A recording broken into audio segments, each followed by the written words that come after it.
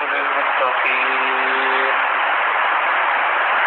والصلاة والسلام على سيد الأنبياء والمرسلين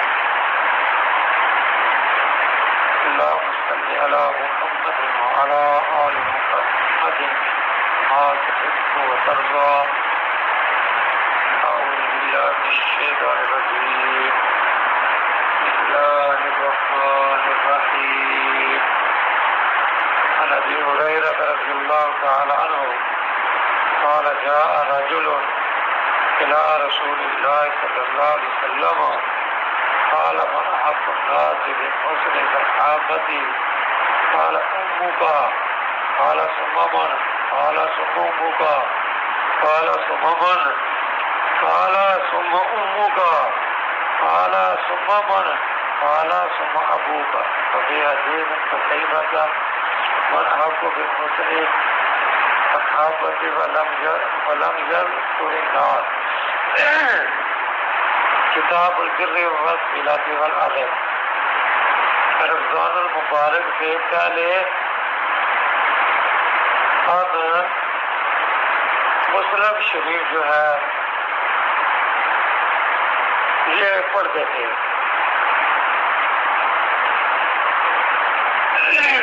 اور اس سے پہلے الحمدللہ ہم نے پڑھ لی تھی. تو آج ہے کہ نیکی اور سلوک اور ادب کے مسائل. سیدنا ابو ہریرہ رضی اللہ تعالیٰ عنہ سے روایت ہے کہ ایک شخص آیا رسول محترم رسول مکرم علیہ السلام کے پاس اور عرض کیا کہ یا رسول اللہ سب لوگوں میں کس کا زیادہ حق ہے مجھ پر سلوک کرنے کے لیے؟ سب سے پہلے جو ہے میں اچھا سلوک نیکی تو احسان کس پر کروں؟ تو آپ صلی اللہ علیہ وسلم نے فرمایا تیری ماں کا حق ہے. وہ بولا پھر کون؟ تو آپ علیہ السلام نے دوبارہ پھر فرمایا ماں کا حق ہے. پھر وہ بولا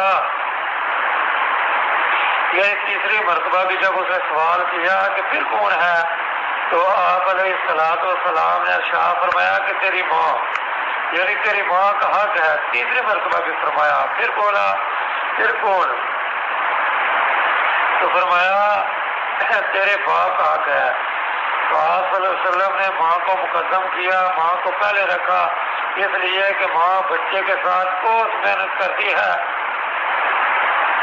حمل جو ہے 9 مہینے بچہ جو ہے اس کے پیٹ میں رہتا ہے. حمل جو ہے یہ اٹھائے رکھتی ہے 9 مہینے تک. پھر اس کو جلنا، پھر اس کو دودھ پلانا، تو پھر اس کا پالنا، بیماری دکھ تکلیف میں خبر لینا.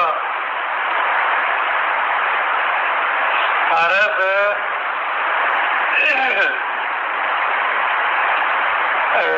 مجاہدی نے کہا کہ اجماع کیا ہے علماء نے کہ ماں مقدم ہے باپ پر نیکی اور سلوک کرنے میں، اور بعضوں نے دونوں کے برابر رکھا. اور درست یہی ہے کہ جو ماں کا حق ہے یہ پہلے ہے، کیونکہ ماں جو ہے یہ بہت تکلیف اٹھاتی ہے. ماں کا حق جو ہے کوئی بھی ادا نہیں کر سکتا. جتنا مرضی کو اچھا اس کے ساتھ سلوک کرے تو ماں کا پھر بھی حق جو ہے یہ ادا نہیں ہوتا. تو امام نووی رحمۃ اللہ علیہ نے کہا کہ سلوک کرنے میں نادے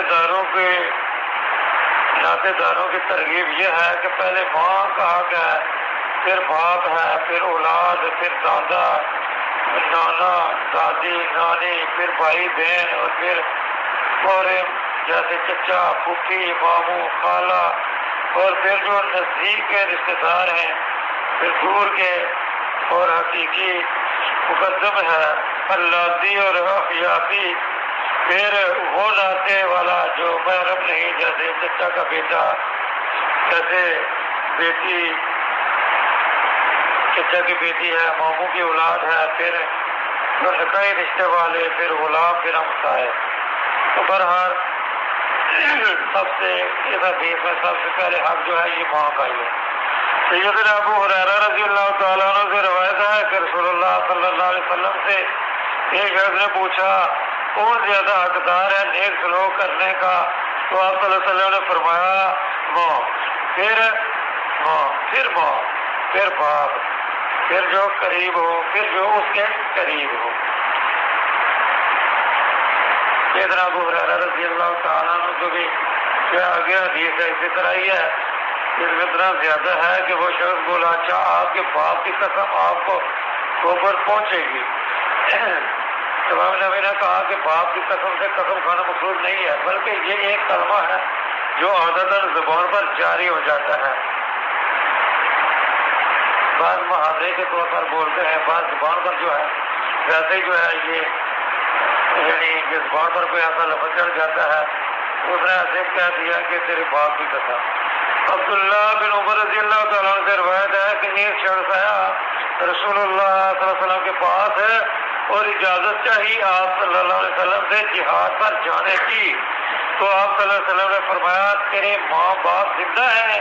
وہ بولا ہاں، تو آپ نے فرمایا تو انہیں میں جہاد کر، یعنی تو انہیں کی خدمت کر۔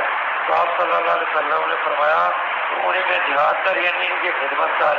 تو امام نووی رحمۃ اللہ علیہ نے کہا اس حدیث والدین کی خدمت کی بڑی فضیلت نکلی، اور یہ بھی معلوم ہوا کہ وہ جہاد پر مقدم ہے۔ تو علماء نے کہا یہ اس حالت میں ہے جب والدین مسلمان ہوں، اور جو کافر ہو تو جہاد کے لیے اسے اجازت لینا ضروری نہیں ہے۔ اس طرح جس حالت میں کافر سامنے آ جائے اس وقت بھی اجازت ضروری نہیں ہے۔ تو عبداللہ بن عمر بن عاص سے روایت ہے کہ ایک شخص رسول اللہ صلی اللہ علیہ وسلم کے پاس آیا اور عرض کیا کہ میں آپ صلی اللہ علیہ وسلم سے بیعت کرتا ہوں ہجرت اور جہاد پر، اللہ سے اس کا ثواب چاہتا ہوں، یعنی میں اللہ کی رضا کے لیے آپ کے ہاتھ پر بیعت کرنا چاہتا ہوں تاکہ مجھے ثواب زیادہ سے زیادہ حاصل ہو۔ تو آپ نے فرمایا تیرے ماں باپ میں سے کوئی زندہ ہے؟ وہ بولا دونوں زندہ ہے۔ تو آپ نے فرمایا تو اللہ سے ثواب چاہتا ہے؟ وہ بولا ہاں۔ تو آپ صلی اللہ علیہ وسلم نے فرمایا کہ تو لوٹ جا واپس آپ صلی اللہ علیہ اپنے ماں باپ کے پاس ہے اور نیک سلوک کر ان سے۔ جب جہاد فرض عین ہو جائے، یعنی جب وہ حملہ کر دیں مسلمانوں پر، تو پھر جو ہے ہر ایک بار جو جہاد ہے وہ فرض ہو جاتا ہے۔ پیچھے جو ہے اگر کافر ہیں تو ماں باپ تو پھر بھی ان سے اجازت لینا ضروری نہیں ہے، ورنہ جو ہے ان سے اجازت لینا ہے۔ اگر ماں باپ کی اور کوئی زیادہ خدمت کرنے والے بھی ہیں تو پھر بھی ان کی اجازت جو ہے کہ لینی ہی چاہیے۔